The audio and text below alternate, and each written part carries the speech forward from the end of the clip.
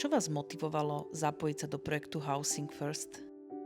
Ten projekt si našiel nás, dá sa povedať. My sme inzerovali náš byt na prenájom a oslovila nás Nitrianska charita s tým, že teda oni sa zapojili do tohto projektu a že či sa chceme stať súčasťou a nás to nadchlo. Mali ste aj predtým nejaké skúsenosti s ľuďmi bez domova? Už niekoľko rokov spolupracujem s občianskym združením Proti prúdu, ktoré je vydavateľom časopisu Notabene. S bývalým kolegom robíme nejakú podporu a to mi dalo trošičku iný pohľad na ľudí bez domova. Nie je zase také zložité sa dostať do takejto situácie a mnohokrát tí ľudia si za to sami nemôžu. A práve projekty ako Housing First im dajú nejakú šancu pokračovať ďalej v normálnom živote, zapojiť sa do pracovného procesu a tým pádom fungovať dôstojným spôsobom. Ako dlho už prenajímate nehnuteľnosť a aké máte skúsenosti s nájomníkmi? Byt prenajímame už približne 2 roky. Vystriedali sa tam traja nájomníci a skúsenosti musím povedať, že veľmi dobré.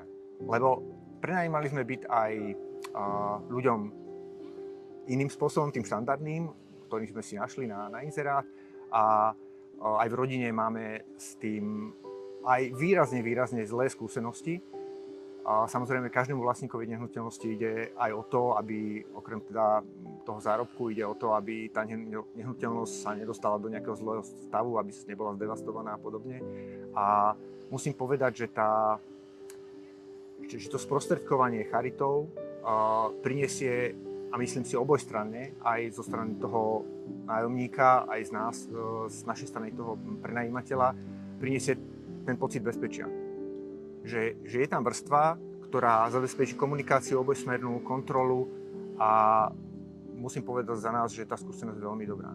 Nevravím, že sa nevyskytli, napríklad mali sme podozrenie, že v našom byte sa fajčilo, s čím teda my zásadne nesúhlasíme, aj sme to komunikovali vopred a prostredníctvom tej spolupracovníčky z Charity sa všetko dalo do poriadku, sme si to pekne vykomunikovali a odtedy nie je problém. Vytvorili ste si za ten čas s nájomníkmi aj nejaký vzťah?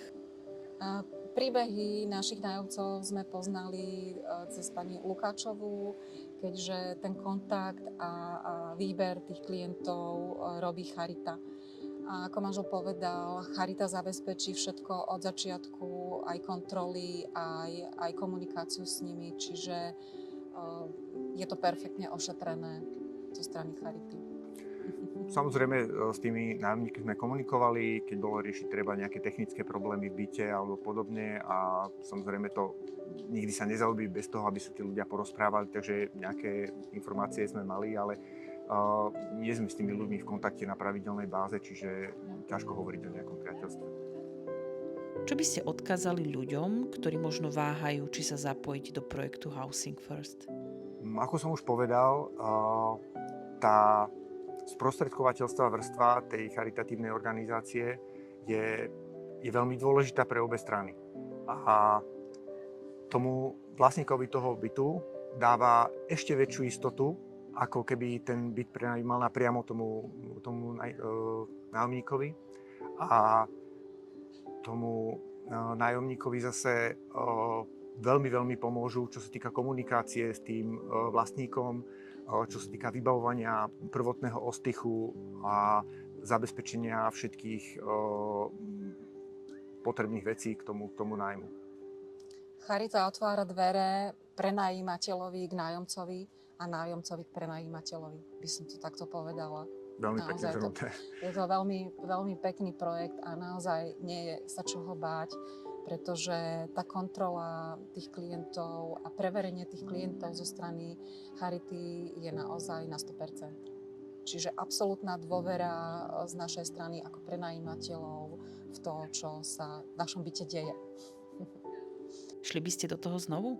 Určite áno. Určite áno, je to zaujímavá skúsenosť a z toho sebeckého hľadiska môžem povedať, že je to aj dobrý pocit, že človek dá šancu niekomu na nový začiatok a na zaradenie do normálneho života a dôstojné fungovanie. Čo pre vás znamená domov? Je to otázka, na ktorou som nebola nútená sa doteraz nikdy zamýšľať a som za to veľmi vďačná, lebo vždy som ten svoj domov mala.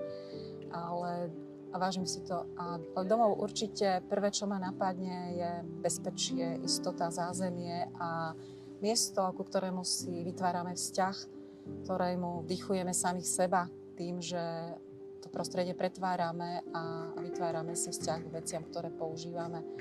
A keď to má človek s kým zdieľať, tak je to tá najväčšia vec v živote. Pocit bezpečia, ku ktorému sa môžem vždy vrátiť bez rozmýšľania.